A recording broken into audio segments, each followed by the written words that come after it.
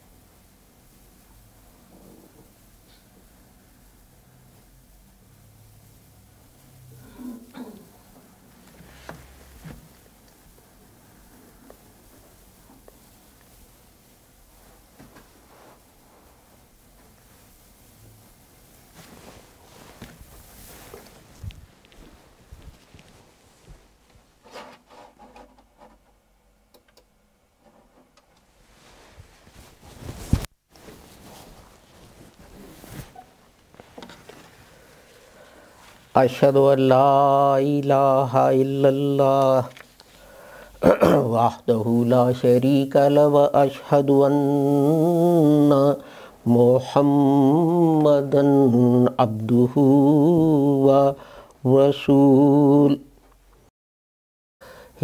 Rahmanir Rahim.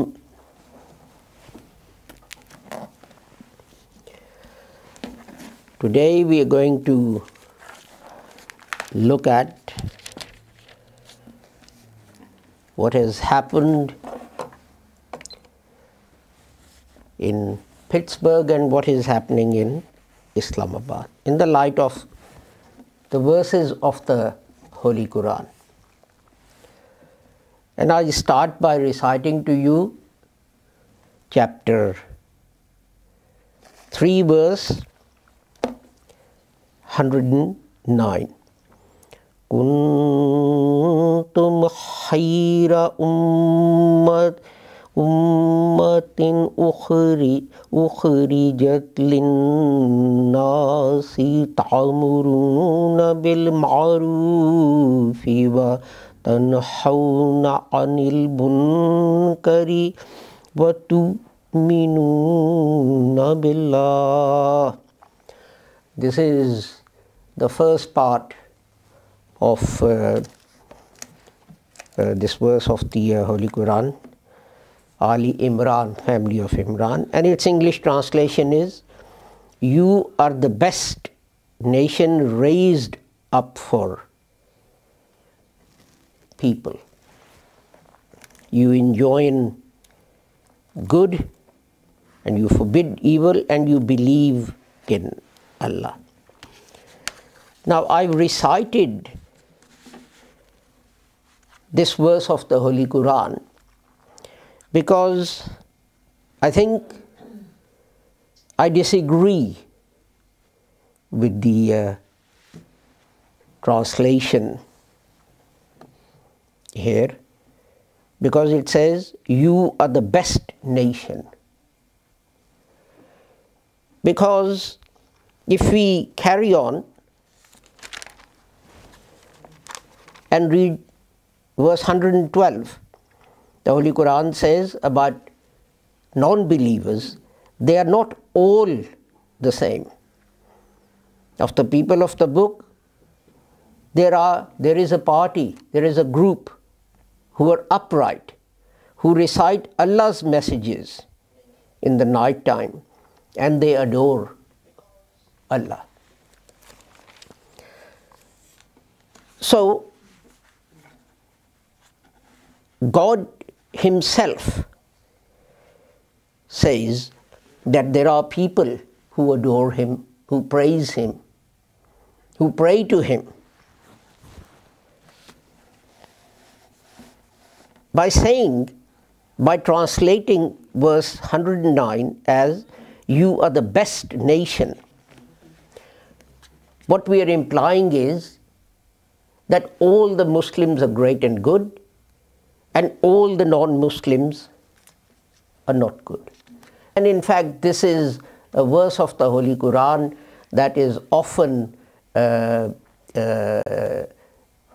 recited, that is often presented to show that Muslims are helping Jesus. And that is the difficulty with using the word best in this context. Just by being someone, just by belonging to someone, you don't become the best person. You have to actually achieve that status by your deeds. And this is why Allah carries on and talks about non-Muslims and says that not all of them are the same, not all of them are bad. There are those who are good, just like any nation. There are some who are good and there are some who are bad. As I said, now as the question I asked you, Yazid and his army were Muslims.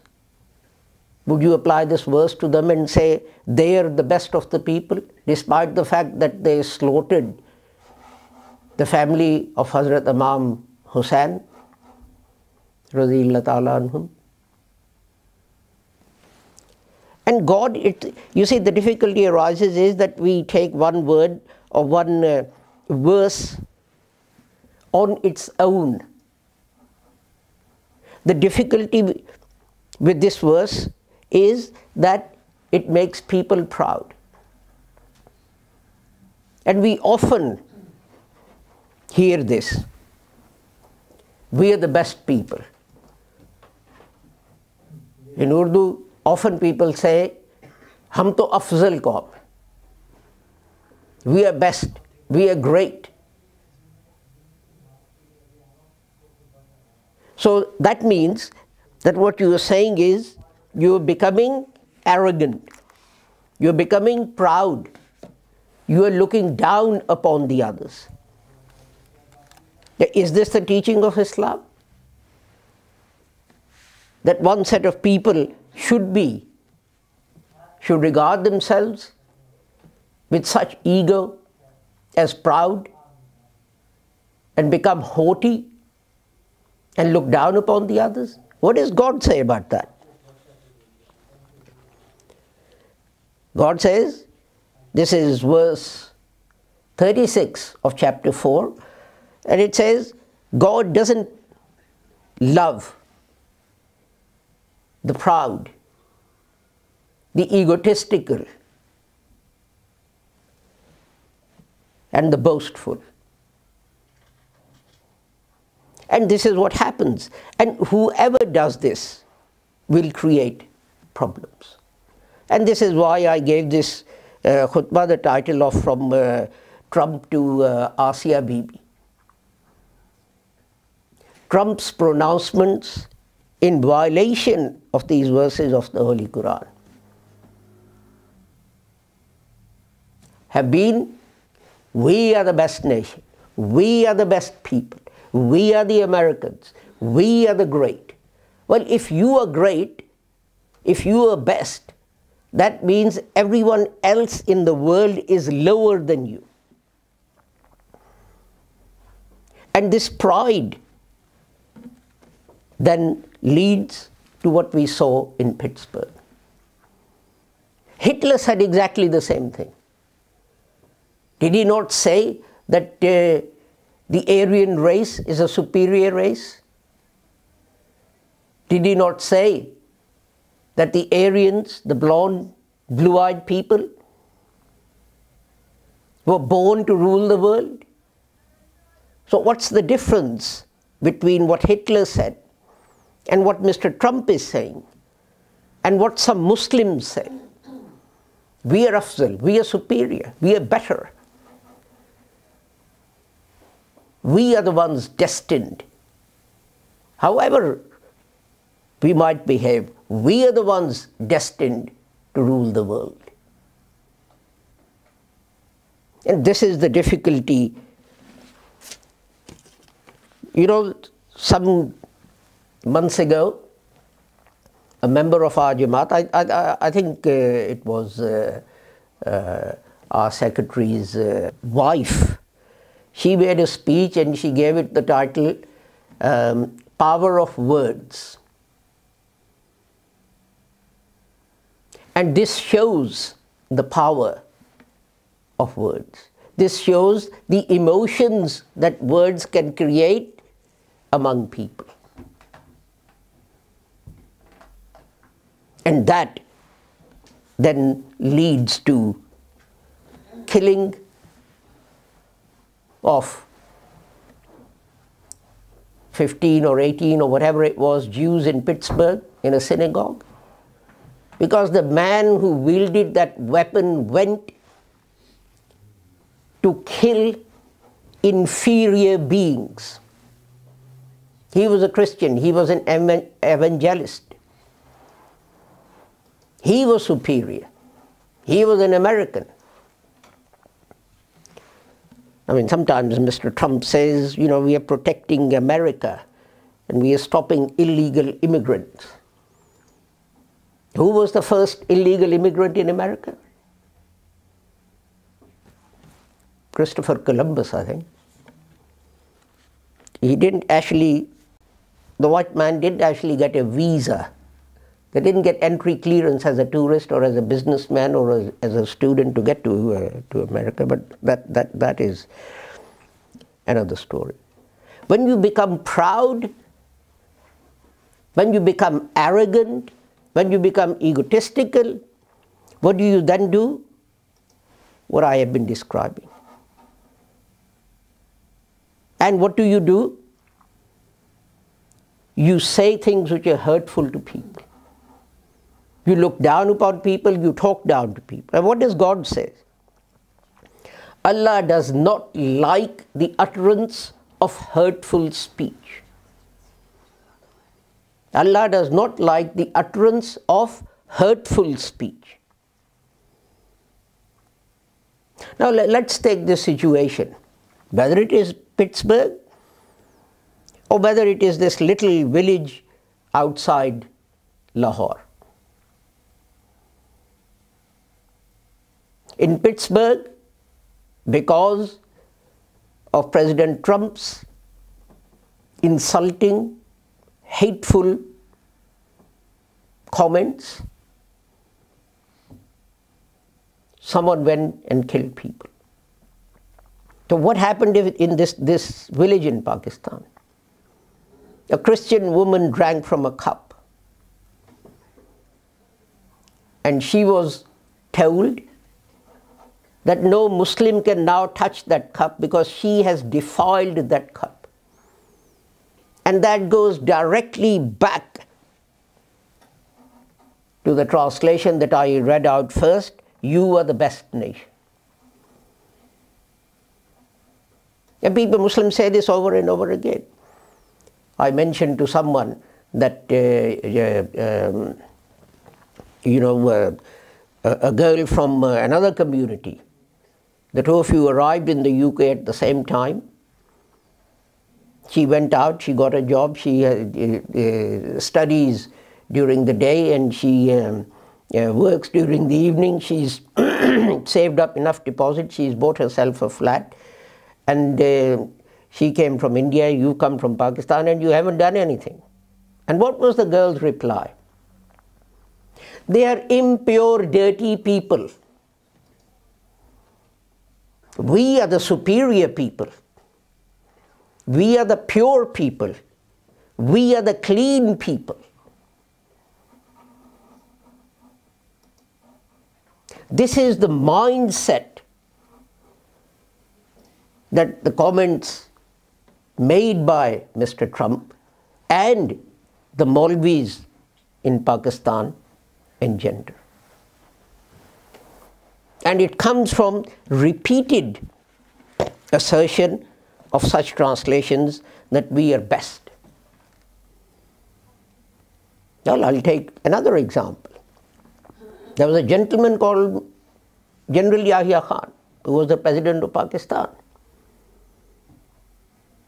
who usurped the government of Pakistan by violating the constitution. And his policies led to Pakistan being dismembered, a humiliating defeat for the Pakistani army.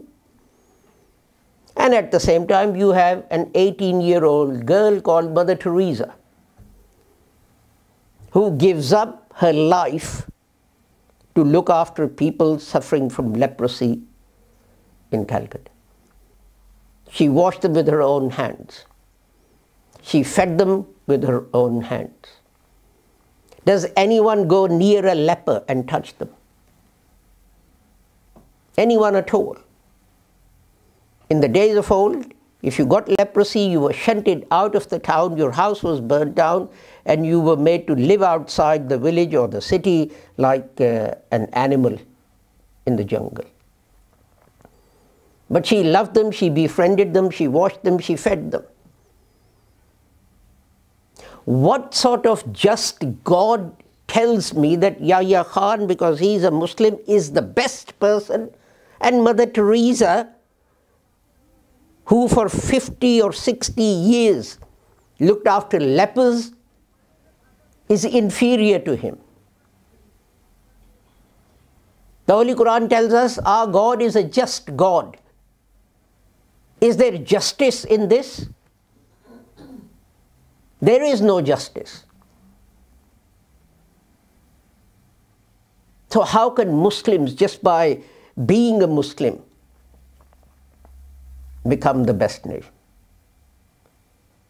We know of Muslims who've perpetrated heinous crimes.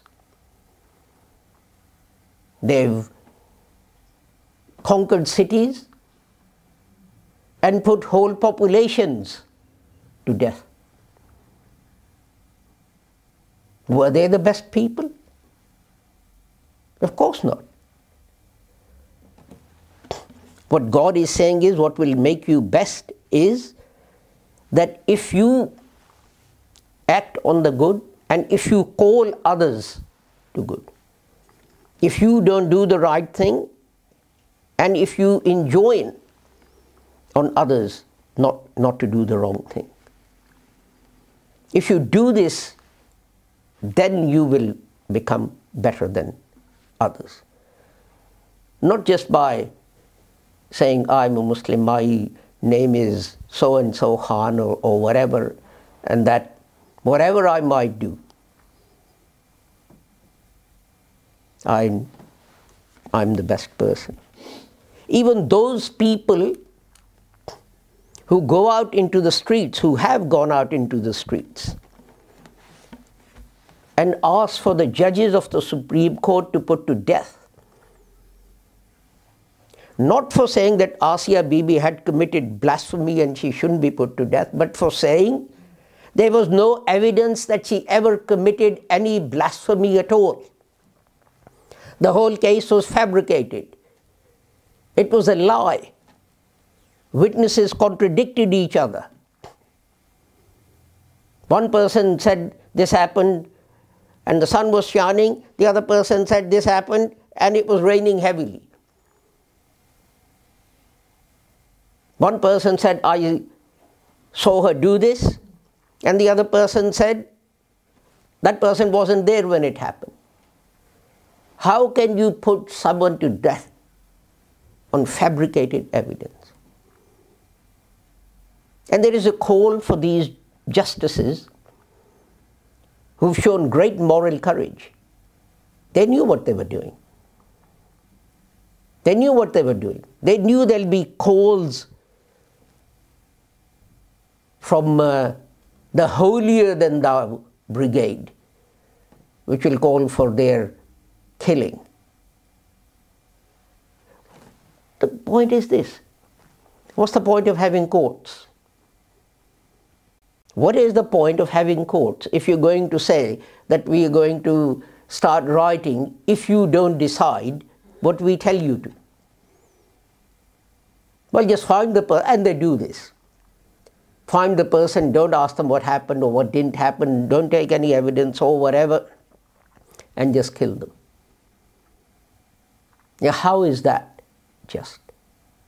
How is asking half of the Pakistan army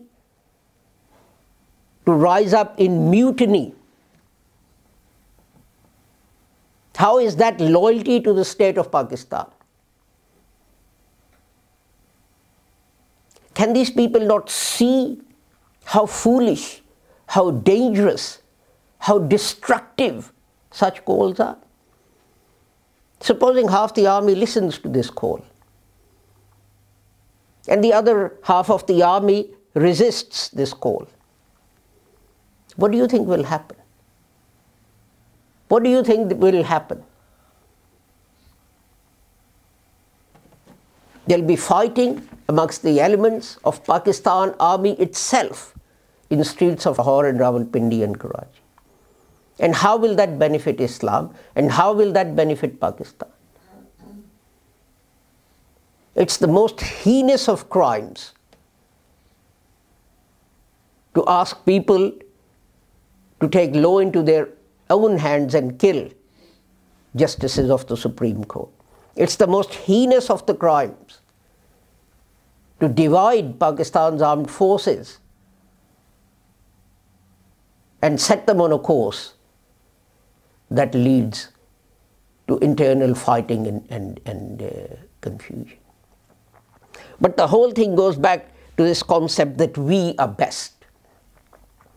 Because the justices of the Supreme Court haven't agreed with these people, and these people are the best, so they must be wrong. It is that mindset that needs changing. It's the mindset that says, I have come from some country, I haven't achieved anything, but because my name is a Muslim name, I am pure and I am clean. And someone else who has great achievements to his or her name, just because their name is different, because they belong to a different community, they are somehow a lower class. Isn't this what we used to complain of before 1947? That Hindus regard Muslims as untouchable? Read the history. Go to Pakistan, buy a book for 9th class or 10th class or 11th or 12th which says Pakistan Studies. Reasons for creation of Pakistan. Hindus treated us like untouchables. If a dog urinated on a water container, the Hindu would throw it away. The Hindu would wash it and use it. If a Muslim touched a container, a water vessel, the Hindu would throw it away or break it. What are we doing? What was Bibi subjected to? What you are saying is that if you are not in power, like in England or in America, and people here are quite right to point this out, then you're all meek and humble and nice, like in pre-partition India. But as soon as you get power, then you're going to wreak havoc on the non-Muslim community. Is this Islamic teaching? Islam says, call. When you're preaching, Islam says, call to the way of the Lord, call to Islam with wisdom and with nice words, gentleness and love. You know, Mughals recognized this. Babur, and I quoted his will 2 or 3 times, he wrote a will for his son Humayun. And he said, yes, conquer India with the sword, but it is better to conquer with the sword of love rather than the sword that kills people. This was hundreds of years ago that Babur recognized. The fact that a government that people love is more successful than a government that people hate. It is a sad day when an element of Pakistani community living in Pakistan incites the army or half of the army to mutiny, and the state is so helpless that it cannot take any action against those people. It cannot arrest them. It is not the justices of the Supreme Court whose actions are punishable by death. It's the action of those who incite the army to mutiny against the state and think that they are doing something good. But it goes back to what I started with. If you have this mindset, whether it's Mr. Trump with America is great, or whether it's Hitler saying the Aryan race is great, or whether it is mullahs in any country who say we are great, you are going to engender into people a mentality that will lead to intolerance, that will lead to killing, that will lead to humiliation of other communities and so on. The question is this: if we subject Christians to this treatment in those countries where we are in a majority, what right do we have to expect respect in England or Germany or America or Canada? Why do we blame Mr. Trump when we are subjected to similar treatment in the United States? When a Muslim is thrown off a plane for wearing a hijab, when a Muslim doesn't get a job because of their name, and 1,000 other things that happen. We are all disgusted. We all start sending Facebook messages. How many Muslims sent Facebook messages saying what was happening to Bibi was unjust? You could count them on the fingers of one hand. If you don't have, I'll end with the Holy Prophet. We were talking about speech. Someone went to the Holy Prophet, Muad I think it was, and said, "Oh Prophet, tell me something that I should do that will take me to heaven, and that will take me to heaven, and that will save me from hell." And the Holy Prophet put his tongue out and said, "Hold this. That is what will take you to heaven, and that is what will take you to hell." And we've seen with the killings in Pittsburgh how not holding the tongue has led to killings of innocent people, for which it's not just the man who pulled the trigger is responsible, but also the man who incited these emotions in the people. It's not just the police who arrested Bibi and the fact that she had to stay in prison for 8 years, but it's also the people who incited these emotions in others that this should happen, that they're equally guilty. And this is not what the Quran says makes you best. What makes you best is you enjoin good and you forbid evil.